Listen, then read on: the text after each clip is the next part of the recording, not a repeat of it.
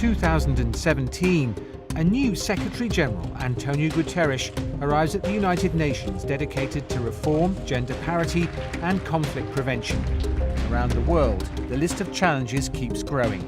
We are a world in pieces. We need to be a world at peace. The world's fastest growing refugee crisis evolves in Myanmar. Driven by violence and human rights abuse, more than 600,000 stateless Rohingya fled to Bangladesh, where the fragile infrastructure is overwhelmed. The UN scaled up emergency aid and called on Myanmar to end military operations against the Rohingya.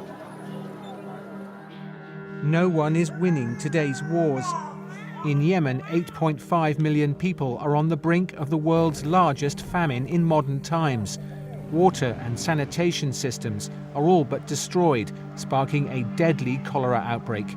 The UN sent in emergency supplies and urged all parties not to block civilians from humanitarian aid. 4 famines in Yemen, South Sudan, Somalia and Nigeria are the result of unresolved conflicts exacerbated by droughts and missed harvests.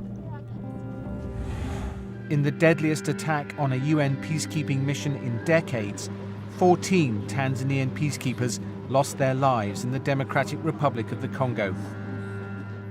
It is another indication of the enormous sacrifices made by troop-contributing countries in the service of global peace. The mission MONUSCO is the largest in the world, with a mandate to challenge armed groups who've kept their grip on the vast mineral-rich region for years.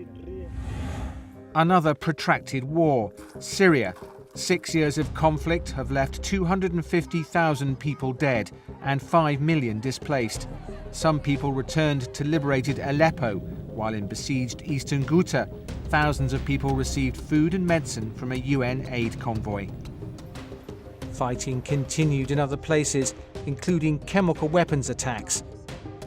Temporary ceasefires were brokered, and the UN Special Envoy for Syria is working tirelessly to bring the parties to the negotiating table and for an end to the war. Almost 100,000 migrants crossed the Mediterranean Sea in 2017. More than 3,000 have drowned. Most are fleeing poverty and conflict in sub-Saharan Africa. More than 1 million people are waiting for a passage in Libya, caught in an endless cycle of abuse, exploitation, and even slavery. The new UN Secretary-General's reform proposals put people ahead of bureaucracy, and mediation and prevention at the centre of the UN's peace and security agenda. The UN's newly established Office of Counter-Terrorism coordinates a global effort to prevent violent extremism and other root causes of terror. And the UN also launched strategies to end sexual exploitation and committed to achieve gender parity. Around the world, 130 million girls are still not going to school. Unacceptable for UN Messenger of Peace, Malala Yousafzai. If we want to go forward, we have to give education to girls. And once you educate girls, you change the whole community, you change the whole society. By 2020, the UN aims to double the number of women peacekeepers, to protect civilians and support local women to participate in peace building. Success in Colombia, where the UN mission verified the disarmament process of the last former FARC fighters, pointing the way to lasting peace in the country. Closure in The Hague.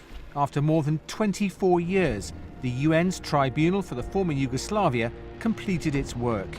The tribunal was the first war crimes court established by the UN and has brought more than 160 perpetrators to justice. In the last major case, the former Bosnian Serb commander, Ratko Mladic, was sentenced to life in prison for multiple counts of genocide and crimes against humanity. New nuclear and missile tests in the DPRK, otherwise known as North Korea, led to increasing tensions around the Korean peninsula and worries around the world. We must not sleepwalk our way into war. And more broadly, all countries must show greater commitment to the universal goal of a world without nuclear weapons. The UN Security Council tightened existing sanctions on North Korea. In December, the government in Pyongyang invited a UN envoy to start discussing issues of mutual concern. Meanwhile, 122 countries voted for the first ever treaty to completely prohibit nuclear weapons, a historic moment for disarmament. Waves in New York. At the Ocean Conference, member states committed to voluntary measures to protect the world's seas. Shortly after, a series of mega hurricanes cut a trail of destruction through the Caribbean. On some islands like Dominica, hardly a tree or a house was left standing. Scientists saw strong evidence that climate change magnified the strength of the storms and other natural disasters. The UN called on countries to speed up the implementation of the Paris Climate Agreement. Speeches and tasks will not solve the problem, but walk the talk is more effective.